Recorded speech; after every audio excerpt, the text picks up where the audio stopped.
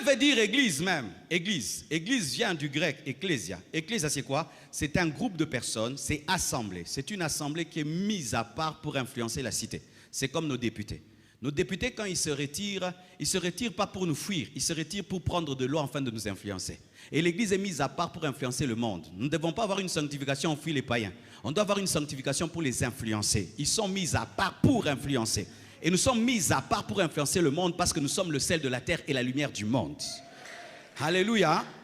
Mis à part. Et le député ne décide pas de se mettre à part, c'est le gouvernement qui le met à part. Comme toi, tu ne te sanctifies pas, c'est Jésus qui te sanctifie. Mais quand il devient député, il peut aussi opérer dans un pouvoir. Et quand tu te sanctifies, quand il te sanctifie, tu peux te sanctifier. Comment ça maintenant? Voici. Toute notre vie, peut-être pas toi, mais moi, avant d'être chrétien, j'ai fait des efforts de me sanctifier. Moi, vraiment, des fois, je devenais sérieux, mais païen, sérieux. J'avais des crises de sainteté. Il m'arrivait des fois, j'ai dit non, j'arrête avec les copines, j'arrête quand même. Ce sont les filles d'autrui, les enfants d'autrui, j'arrête. Tu fais un mois. Après un mois, le naturel revient au galop fois 10.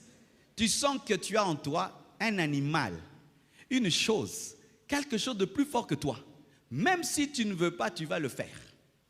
Tu peux avoir des apparences de sainteté, de pureté, mais dedans, tu sais que tu es sale. Qui était comme ça? Pas toi. Toi, tu es né saint. Toi, tu es né enfant de Dieu. Je me suis battu. Et même quand je suis devenu chrétien, j'ai renoncé à certains péchés, mais il y a d'autres qui me résistaient. Et je voulais les vaincre par mes propres efforts, et je retombais, jusqu'à ce que j'ai découvert, et que Dieu bénisse cet homme. C'est pourquoi il faut beaucoup lire. J'ai lu le livre de Watchman Nee sur la vie chrétienne normale. C'est un gros livre comme ça, mais qui te simplifie la vie chrétienne. Et dans ce livre, il avait dit ceci, que le chrétien, le plus haut niveau de la sainteté, c'est se compter comme mort avec Jésus quand il est mort. J'ai dit, ah, papa, comment ça? Il dit, tu dois croire que quand Jésus mourait, tu mourrais. Car c'est seulement les morts qui ont la victoire sur le péché. J'ai dit, mais non, comment je vais mourir en vivant? Par la foi. Parce que tu es sauvé par la foi. Tu meurs aussi par la foi. Et si tu arrives à croire, ce qui a été fait se fait. Alors j'ai cru que lorsque Christ mourait, la machine du péché qui était en moi avait été bombardée et détruite. Et j'ai cru. Et j'ai cru aussi qu'en ressuscitant, j'ai reçu une nouvelle nature capable de faire le bien que je veux faire. C'est alors que vivre dans la sainteté est devenu possible et facile parce que j'ai reçu deux saintetés. Une sainteté par la foi et une autre sainteté par le Saint-Esprit qui me permet de produire des œuvres qui démontrent ma sainteté. Mes frères et sœurs, c'est bien de consacrer un temple, c'est bien de consacrer une maison, une somme d'argent, un temps pour Dieu, des choses à Dieu. Mais la plus grande sanctification, c'est la tienne. C'est lorsque tu te considères toi-même comme un temple. Tu es le temple du Saint-Esprit. Dernièrement, j'étais avec un monsieur, j'ai senti qu'il a fumé. Et je lui ai dit, monsieur, pourquoi tu fumes? Ah, je fume. J'ai dit, est-ce que tu peux inviter quelqu'un dans ta maison et mettre de la fumée dans la maison? Il a dit non. Mais c'est ce que tu fais. Tu dis que tu es chrétien, mais tu mets de la fumée dans la maison du Saint-Esprit, tu l'asphyxies. Et il s'est rendu compte qu'il était un temple. Voyez comment nous embellissons le temple, comment nous rendons propre. S'il y a coupure d'électricité, automatiquement tout s'allume. Comment c'est beau. Est-ce que ta vie est belle? Toi qui es le véritable temple. Est-ce que tu es balayé? Toi qui es le véritable temple. Ce micro ne sert qu'ici. Mais toi, ta vie, des fois, elle sert le diable. Certains de tes membres servent le diable. Ton corps, il y a des parties de ton corps qui servent le diable. Il y a des parties de ta vie qui servent le diable. Mais tu dis que tu es le temple. Tu n'es pas sanctifié. Tu appartiens à Dieu. Si Dieu pouvait abandonner Israël parce qu'Israël avait négligé le sabbat, lorsque l'Église perd la sanctification, n'est plus l'Église, parce qu'être l'Église, c'est être sanctifié. Être l'Église, c'est être sanctifié, c'est être mis à part. Le fait seulement de dire que tu es Église, c'est dire que tu es mis à part. C'est comme si tu dis, je suis député, mais je n'aime pas aller au Parlement. Ça n'a pas de sens. Alléluia. Et moi, je suis Église, mais je n'aime pas la sanctification. Ça n'a pas de sens. Et je vois maintenant dans l'Église prêcher la sanctification. Il faut arrêter. Frère, si l'Église arrête de prêcher la sanctification, nous ne sommes plus l'Église. Parce qu'être l'Église, c'est être mis à part.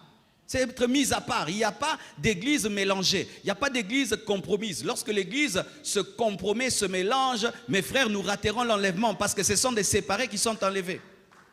Alléluia.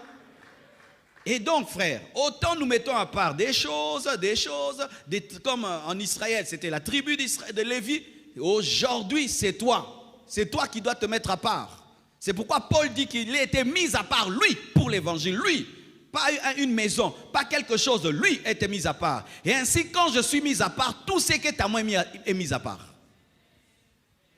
Quand tu es mis à part, tout ce qui est à toi est mis à part. Et je vais en parler dans les temps qui viennent. La sanctification du corps, de l'âme, de l'esprit, de tes émotions, de ta volonté, de ta décision, de ta conscience, de ton inconscient, de ton subconscient. Je vais parler de ces choses où lorsque maintenant tu es sanctifié, tout est sanctifié. De la même manière que dans l'ancienne alliance, le parvis, le lieu saint et le lieu très saint étaient sanctifiés. Maintenant dans le Nouveau Testament, ton corps, ton âme et ton esprit, qui sont le parvis, le lieu saint et le lieu très saint, doivent être sanctifiés. Et si en ces temps-là, on ne blaguait pas avec les ustensiles du temple, tu ne peux pas blaguer avec ta main, tu ne peux pas blaguer avec ta sexualité, tu ne peux pas blaguer avec ta bouche, tu ne peux pas blaguer avec tes oreilles, tu ne peux pas blaguer avec tes yeux, tu ne peux pas blaguer avec ton corps parce que ce sont des ustensiles du temple, tu ne peux pas blaguer avec ton âme et ton esprit.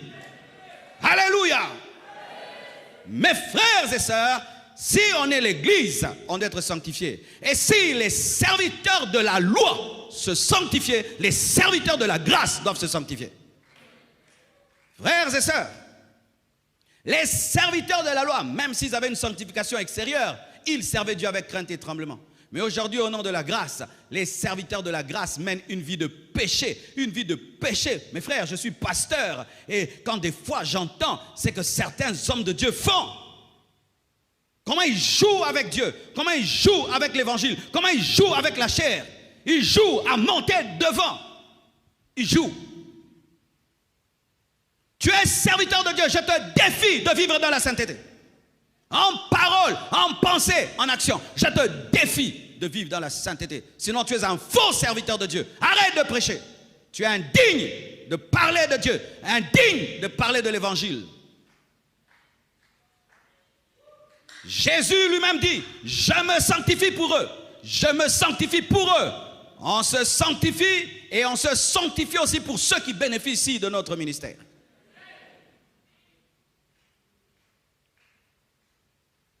Recherchez la paix avec tous et la sanctification sans laquelle personne ne verra Dieu. La sanctification a la puissance de te permettre de voir Dieu. Et nous allons creuser. Que Dieu vous bénisse abondamment.